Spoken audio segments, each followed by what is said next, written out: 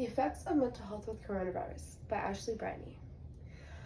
Most people find their mental health a joke, and if they don't, they have someone close to them that thinks mental health is just a generation or group of people seeking attention and being sensitive.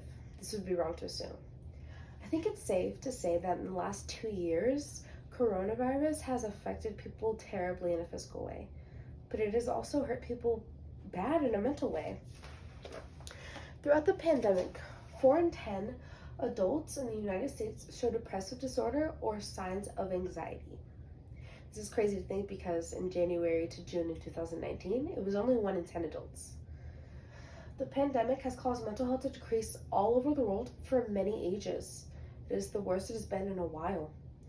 Humans are social. When we are put into complete isolation and loneliness, we tend to go insane. In a sequel of a study shown last October by Making Caring Common, 36% of the attendees, which is 950 U.S. citizens, and they reported always being alone in the last 4 weeks. This caused stress and terrible mental health, and it made us act different. And it was terrible because throughout the whole lockdown, everyone was alone. They couldn't just go get a coffee with their friend. They had to go on the phone, which of course it was way safer doing that, but it did cause things to happen with our mental health. Loneliness is not substantial for humans, and it causes pain and devastation for everyone involved.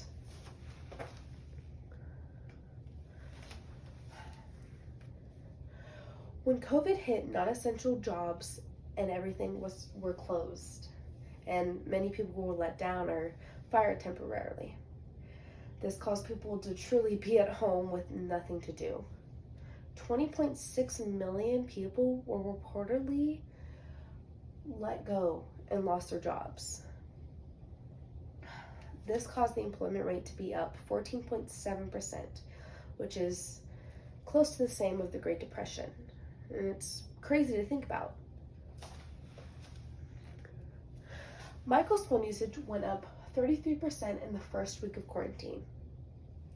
Now, Eric's, which he was a doctor from Houston, his phone usage went up 185%. And that's crazy to think about because it's not even that normal people are being affected by this, but it's even the people that were first line with coronavirus and had to work most of it except for the complete lockdowns. Their phone usage was up too, and they really had nothing but to do but go on TV and their phones and mobile devices, which of course this causes effects later on in life and even closer.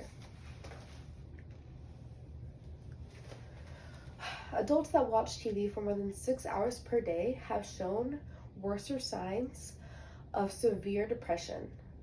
And when we're on our phones too much, it creates a blue light that can trigger headaches because it is suppressing melatonin.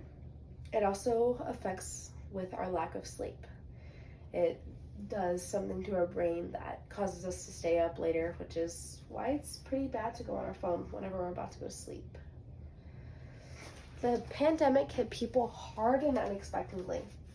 Coronavirus caused people to lose their jobs, lose family, have a lot of stress, which involved them all getting toilet paper in the beginning of everything.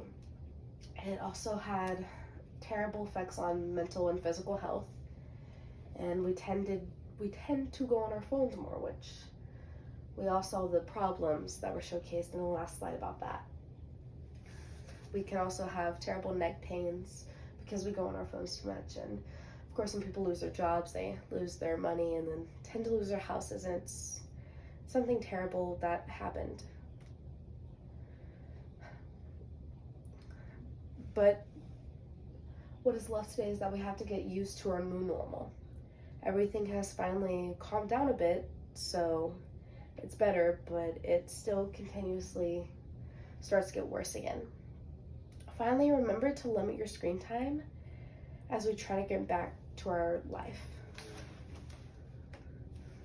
And we should also remember that we should all be sticking together in a time like this and offering support groups for mental health, because it is still something that people are affected with today.